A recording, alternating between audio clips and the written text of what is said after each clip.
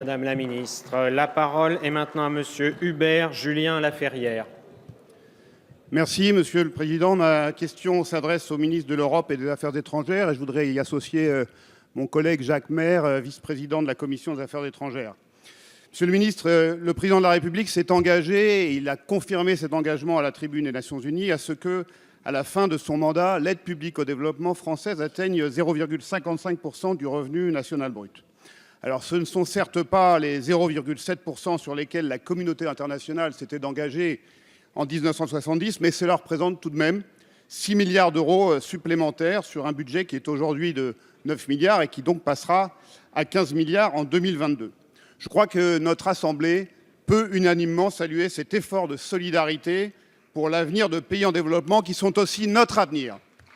L'effort budgétaire, dans les difficultés que nous connaissons, les difficultés financières, l'effort budgétaire pour les pays de développement sera donc au rendez-vous, mais l'efficacité de notre politique de développement devra l'être également.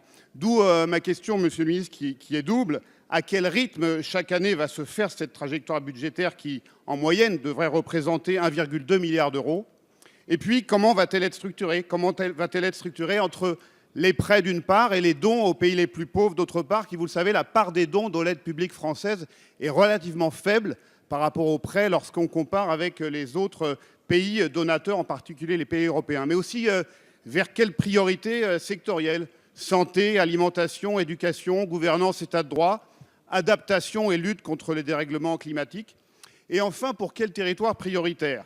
L'Afrique, bien sûr, est prioritaire, mais quelle part pour une approche plus territoriale de l'aide, à côté de l'aide sectorielle, une aide territoriale qui permette une appropriation de celle-ci par les acteurs locaux des territoires et qui permette une mise en œuvre plus intégrée des objectifs du développement durable adoptés il y a 2 ans par la communauté internationale. Je vous remercie. Merci, Monsieur le député. La parole est à Monsieur Jean-Yves Le Drian, ministre de l'Europe et des Affaires étrangères.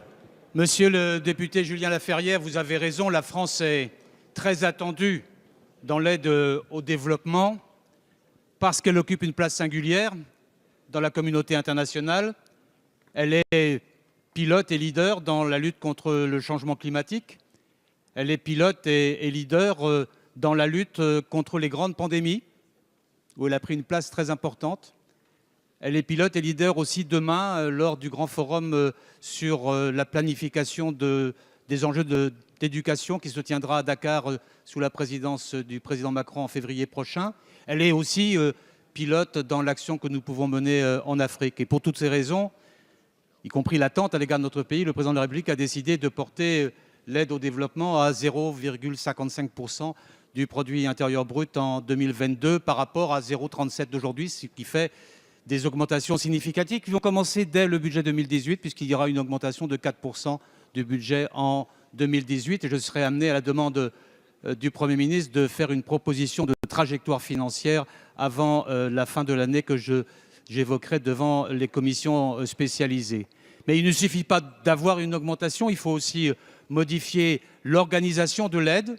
Et mon enjeu, c'est de faire en sorte qu'il y ait davantage de dons et moins de prêts, davantage de bilatéral et moins de multilatéral, et davantage de financement par le biais des ONG que par le biais des organismes publics. Et tout cela sera discuté et est discuté devant le Conseil national de la solidarité et du développement que j'ai déjà réuni et que je réunirai prochainement pour évoquer cette stratégie.